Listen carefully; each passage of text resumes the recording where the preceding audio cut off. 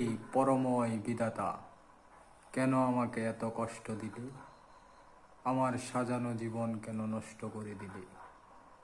কি ছিল আমার অপরাধ? তুমি যতই কষ্ট দাও, সইবার মতো শক্তিও দাও। এ তোমার লীলা, বোঝা বড় দায়। এই যে ঐতিহ্যবাহী ইন্ডিয়া দেখা যাইতেছে, ফিলার লাইট সব দেখা যাইতেছে ইন্ডিয়ার। আমরা এখন আছি ইন্ডিয়ার ভিতর,